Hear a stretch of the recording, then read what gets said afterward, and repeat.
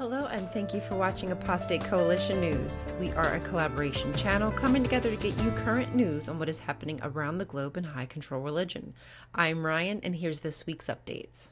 As the power and wealth of the Catholic Church expands, their collection of hospitals in the United States health system continues to cause serious issues for people who need access to reproductive health care. Catholic systems now control about 1 in 7 U.S. hospital beds, requiring religious doctrine to guide treatment, often to the surprise of patients. Reproductive services like birth control and abortion are facing imminent obstacles because of the Catholic Church's doctrinal beliefs. And as the American healthcare system continues to fail, it leaves room for the juggernaut Catholic Church to use their influences to acquire more defunct hospitals, therefore eroding our ability to receive necessary access to reproductive care.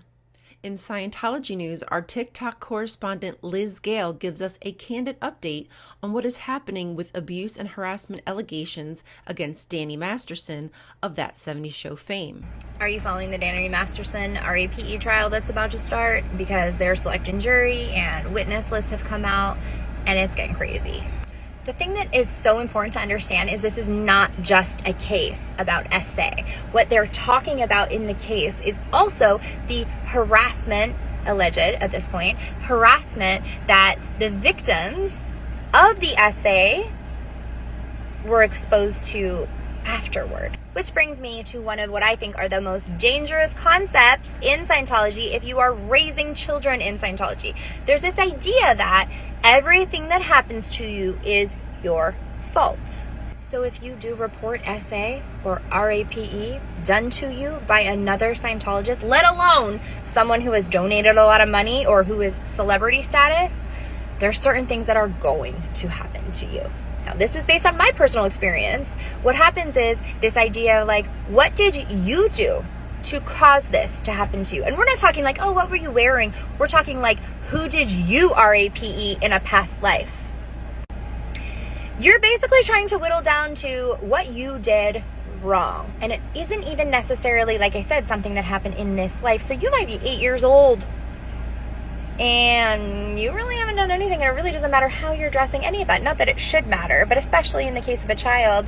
And yet you might be told, well, what did you do to pull this in? Anyway, so I just think everybody should know that, because we're not just talking about in RAP or an SA trial. We're talking about harassment. We're talking about degradation. And I hope all this Scientology shit hits the fan.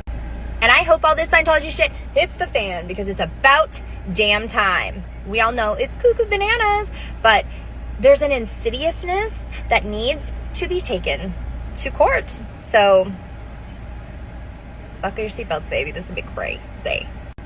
Because lastly, and I don't know if you know this, Danny Masterson is actually a generational Scientologist. His family is big in there. He's been big in there. He's a celebrity. So kudos to these victims. Kudos to these women. Good job. Good on you. And we're all out here supporting you. Justice for you. Liz, thank you for giving us a clear understanding of some of the abuse tactics that high control religions use to keep us trapped and afraid to share our stories.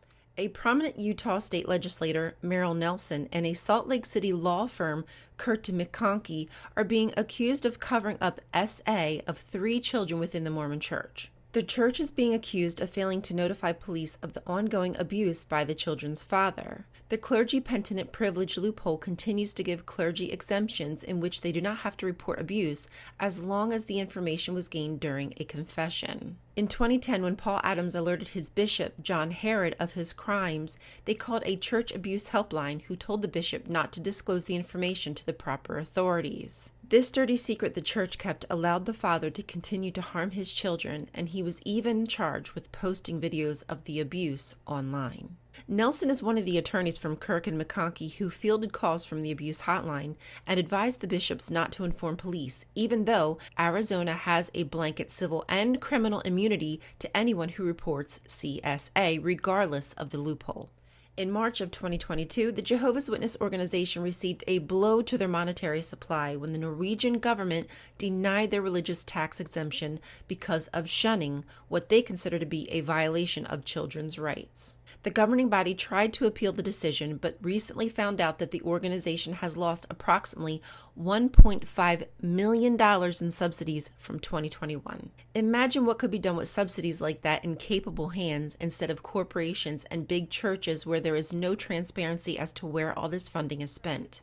As the revolution in Iran continues into its fourth week, the Islamic regime doubles down on its inhumane treatment of its peoples. Last night in Tehran, Evin prison was being hit with shells and set on fire. The government is targeting Evin prison because that is where many political prisoners are being kept for fighting for their basic human rights. Even school children are participating in the protests, risking their lives, which should give serious pause to any doubters of the necessity to stand up for their freedom. Please continue to boost content from trusted sources and be wary of any propaganda and sympathizing of the fascist, illegitimate regime that is destroying Iran.